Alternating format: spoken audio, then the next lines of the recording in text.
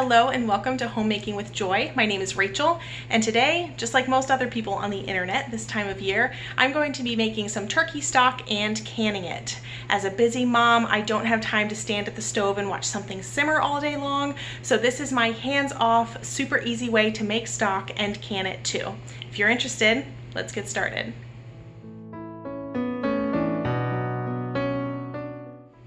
So I was that person at the family gatherings that asked if I could please take the turkey carcasses home. I got about 4 full turkey carcasses to work through, and I'm so grateful. Otherwise they would have been thrown away, but I can feed my family with those. I have, I don't know, probably 10 to 12 quarts of broth already downstairs, and I'm still working through probably 1.5 turkey carcasses. So I'd love to show you how I make those. I really appreciate the bone broth, the health benefits, making it myself, less waste. It's free, except for my time. And I have figured out how to make it pretty hands-off using my Instant Pot. So the first step is to grab my Instant Pot, grab some turkey, and a couple other ingredients, which I will show you now. Okay, let's fill this Instant Pot. I have my liner here. I have a bag of bones. I just combined all the carcasses in one big bag and stuck it in the freezer, and I've just been pulling out enough bones to fill my Instant Pot as I need them. The other ingredient I have from the freezer is scraps. So whenever I peel carrots, onions, chopped celery, anything like that, any of the scraps, they go into this bag in my freezer. And then whenever I make broth, I just throw the scraps in. I don't have to use any of my nice carrots or celery or whatever else you want to use to season or flavor your broth. You can just grab those scraps and add them in too. You're welcome to add salt, pepper, whatever other seasonings that you want. I keep it pretty simple because I will season it more whenever I go to cook it. The only other ingredient, which I don't have on hand right now, I'm gonna go grab, is some apple cider vinegar. You're going to wanna pour that in your pot with it, and that helps extract some of the nutrition from the bones that you're using. So let's fill this pot.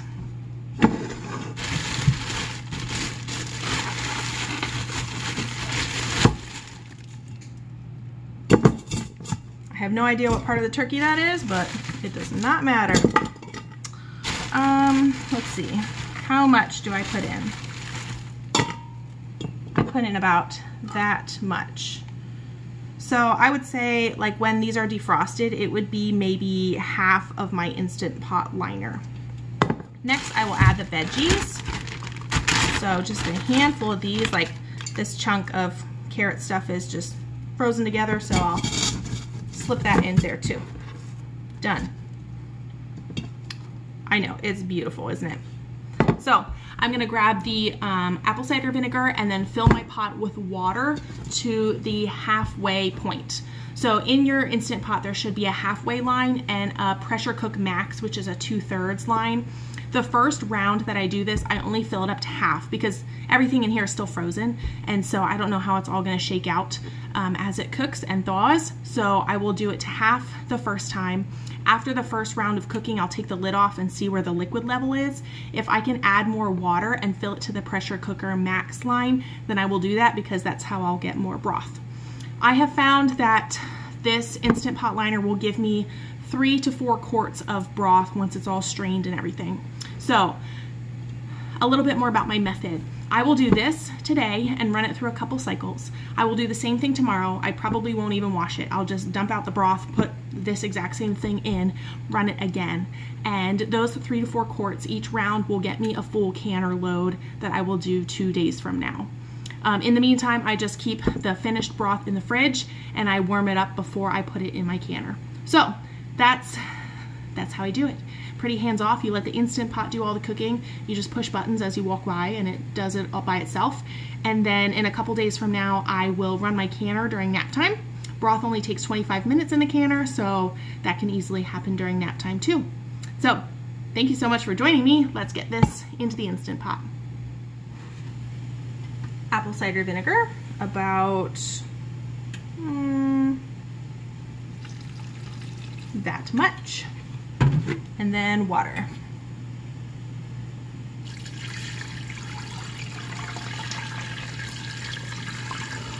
This is what it looks like. Again, not glamorous, but do you see the pressure cooker max line? Right where that water line is a half line, and that's how I have it filled up.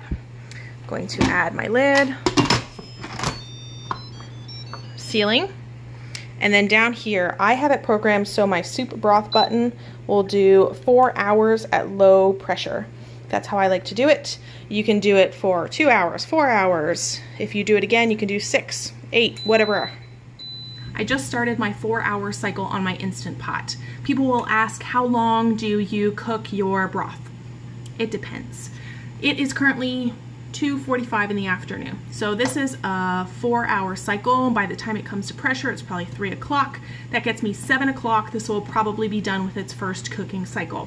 So more than likely, I will take the lid off, like I said, check the water level, put it back on, and send it for another 4-hour cycle, and then it will just keep warm overnight. In the morning, I will strain it and then get the next round in there cooking. It really doesn't matter that much. If you were to simmer it on the stove, I think most recipes say like 4 to 6 hours simmering on the stove, and it's not going to hurt anything to be in there a little bit longer. Like I said, I want this as hands-off and easy as possible. So if I can push a button as I walk by in the evening before bed, that's what I'm going to do. And it'll keep it warm till the morning. Not a problem. I've had no problems with that method so far. Any other notes? Just a thought. When you want quality food and you don't want to pay a lot for it, you have to be a little bit scrappy. So maybe this isn't glorious or glamorous or whatever you want to call it, but it feeds my family. It's full of nutrition. It tastes really good, and it gets me good practice using my Instant Pot and my canner, which I currently have running next to me. I've been racing the clock trying to get this stuff done and film it before my canner is too loud next to me. So I will be back, I don't know when, probably when the broth is done, and I can update you on straining it, getting it in jars, getting it in the fridge, and starting the next batch. Hello, it is almost bedtime and I need to check my broth and set it to run again before bed. So let's see what the water level looks like now that everything is cooked and leveled out. It has been on the keep warm setting for a while, so all the pressure is out of there. That's what it looks like. You can see my water level is about the same, about the halfway point. So I'm going to add some water until I hit the 2/3 mark.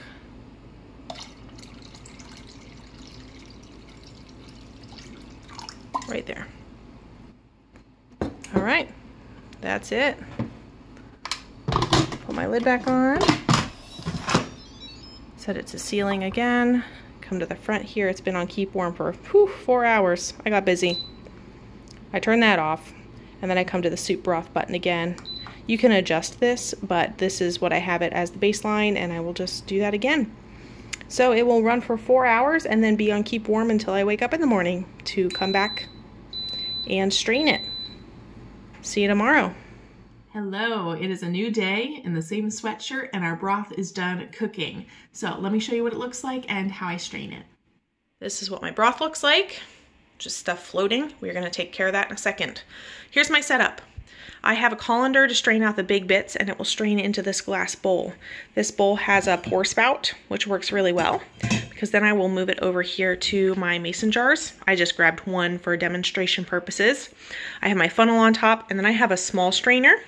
So I'll put this on top, and when I use the pour spout, I will get all the small bits out from here. I will fill the jar up to 1 inch of headspace, and then I can either put it right into my canner or into the fridge. Today I'm going to put it in the fridge because I don't have a full batch for the canner. I'm going to refill my Instant Pot after I dump this and start it all over again. There could be some splashing, so you might want an apron, but I'm just gonna forgo it. Also, this might be warm, so check that out before you pick it up. I can handle it.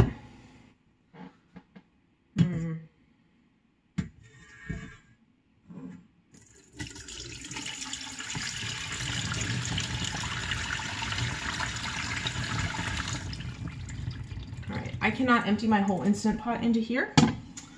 The bowl is not big enough, so let me see.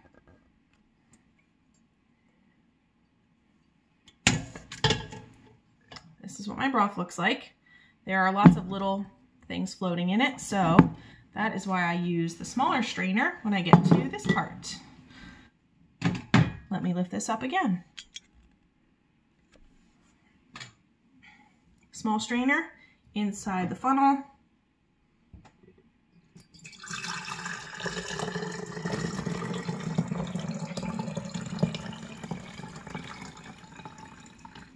To about 1 inch of head space right there. And that is some lovely broth ready for the fridge or the freezer. Nope, the fridge or the canner. Oh, another note. So, let me pick you up again. For some broths, like chicken broth and beef broth, you can put this in the fridge and the fat will come to the top and solidify, and then you can scoop it off.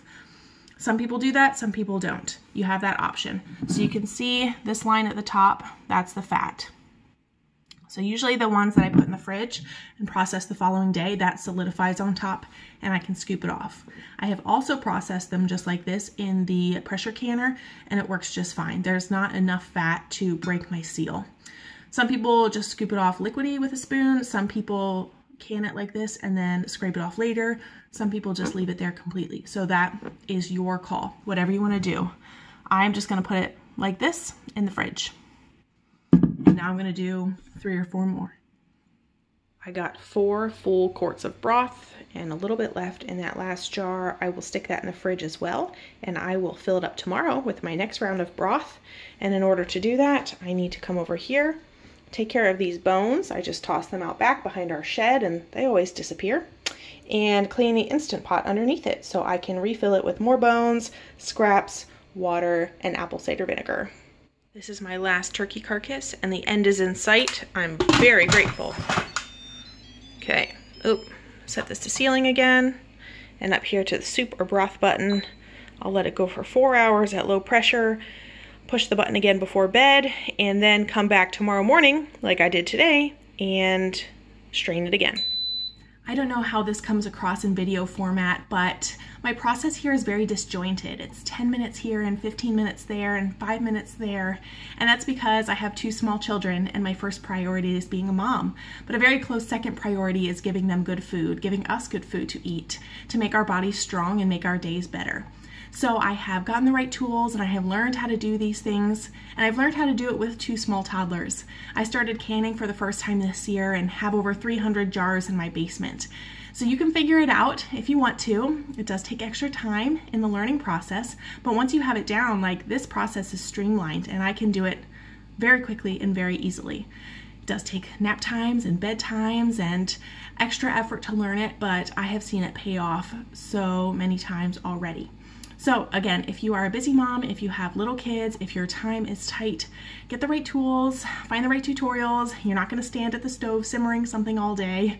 You're going to push a button and walk away and come back later, and sometimes it'll sit on the keep warm setting all night, and that's totally fine. You are still feeding your family good food and making it work. So I'll be back later sometime after I push this button again and let it process, and then in the morning I will strain it again, and tomorrow I should have a full canner load of my last round of turkey broth. So grateful to say that, and I'll show you what all I finished with. It is finally time to can some turkey broth. I ended up with 8 quarts of turkey broth from those 2 batches. Only 7 quarts fit in my canner, so that is what I'm going to do today. The other quart will go in the fridge and I'll use it within the next week or so. But here I have my 7 quarts. We're gonna prep them for the canner. I'll show you how I do that. It's pretty straightforward. I enjoy pressure canning very much, and it's not as scary once you get the hang of it. So first things first, I put all my turkey broth in. It's at 1 inch of headspace. Some of them are like almost room temperature. They were in the fridge overnight and I got them out earlier. And then some of them are a little bit warm because I just got them out of my Instant Pot. So I'm gonna wipe off all the rims, get the lids on, and put them in my canner. I do not have my canner water warm yet because these are differing temperatures. So you wanna pick the coldest temperature of the 2. Actually, you want your water to be as close as possible to the temperature of the jars. So I'm like, room temperature is middle ground. I'll put my jars in my canner and then start slowly heating everything up together. Most people will use a paper towel and some vinegar to do the rims to make sure it cuts through the grease. I don't like to use paper towels. I have a Norwex countercloth here, and I have found that that works very well. I have not had any lid failures because of using this. So let's clean these off, get the lids on, and then we will put them in the canner.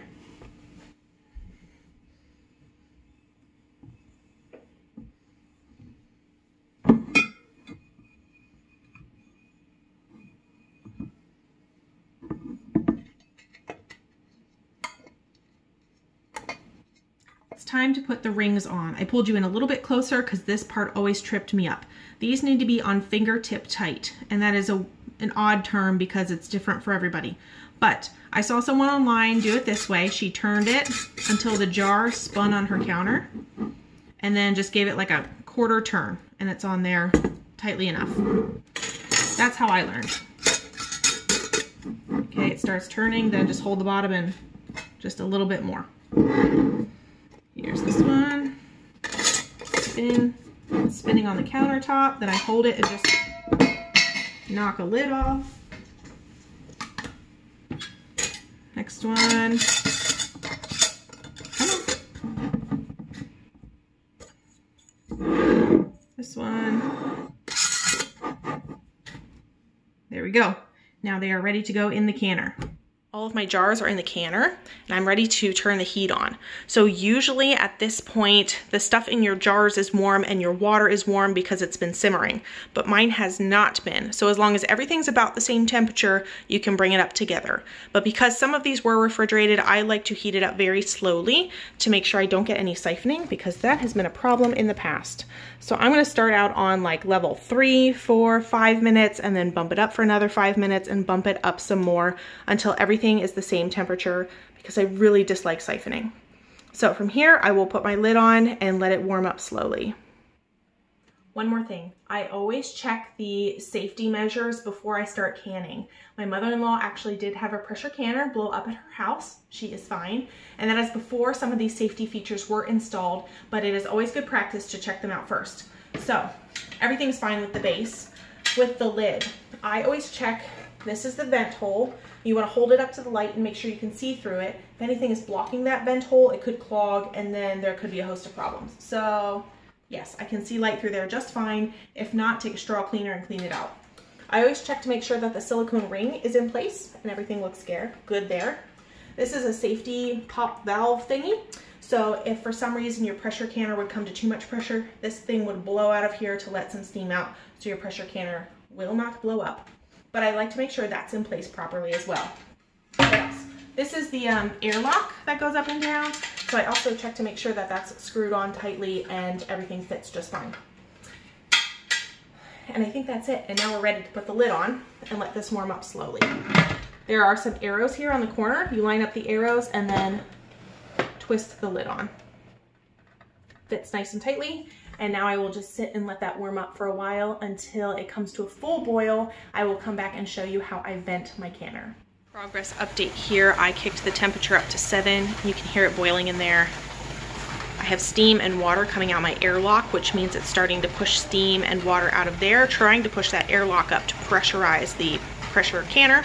I can also see that this black button back here, that is pushed out and pressurized. So soon here we will watch the airlock pop up and start venting for 10 minutes. My airlock just popped up, which means all the steam is being forced out of this opening. So you can't see it on camera, you can see it on the microwave, the condensation and stuff being here. So we are going to vent for 10 minutes. That means we are going to let this boil and let the steam come out of here for 10 minutes.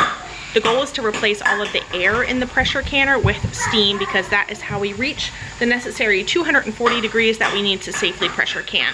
So I'm gonna set my timer for 10 minutes and then come back and put the weight on.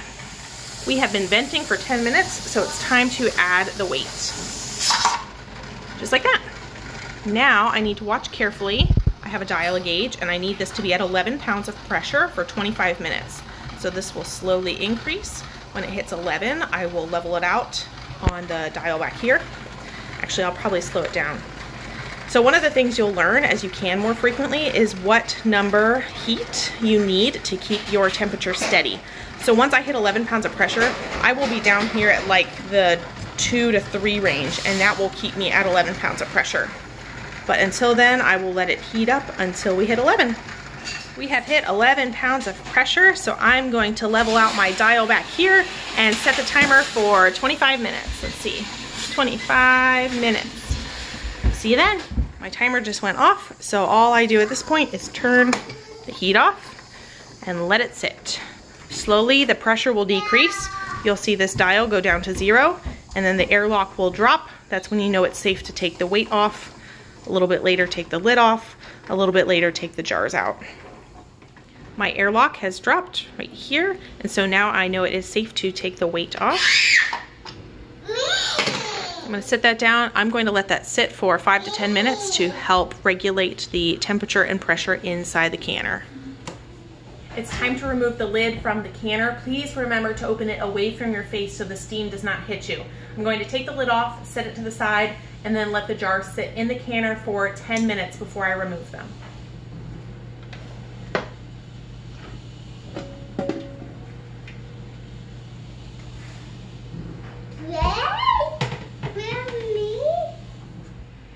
The first thing I look for, wow, you can see the contents of the jars are still boiling, and they will be boiling for a while. But let's see, I can see the water in the bottom, and it is still clear. There has not been any siphoning, which is my biggest nemesis, which means I'm very happy. These will sit for a while. I will grab my jar lifters and then pull them out. It's really close to the edge, I know. It's okay there. Why? I'm gonna leave it right there. Why we chose edge?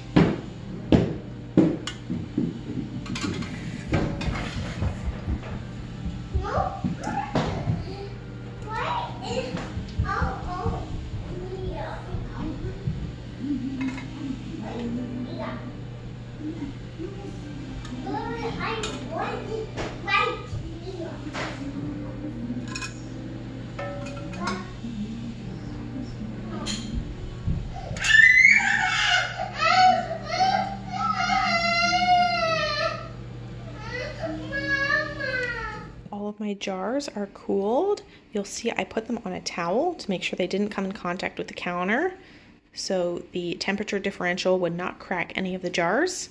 All of them sealed. You know they sealed when there's no give in the middle of the jar. And technically you're supposed to let these sit for 24 hours before taking the rings off, but I can never wait that long, so I'll take these off now. You can also check that they're sealed by picking them up solely by the lid, and it will hold. I cleaned the outsides of my jars and labeled them in preparation for the pantry. I sat them out for my thumbnail, and I ended with 19 quarts of turkey broth for free. That feels pretty good. And with that, I'm done with turkey broth for the year. I cannot believe I made all of this from leftovers from Thanksgiving, and I'm so grateful for the skills that I've learned. Last year, I knew nothing. I had canned 0 things by myself this time last year, pressure canned or water bath canned. It's blowing my mind, and I'm so grateful for all of the wonderful teachers on YouTube, and I hope that I can give back just a little bit to teach you something or encourage you that you can do difficult things, you can learn, you can make it work with 2 toddlers running around your house, you can figure it out if it's important to you. So thank you for being here. Subscribe if you'd like to see more, and I'm gonna go put this away now.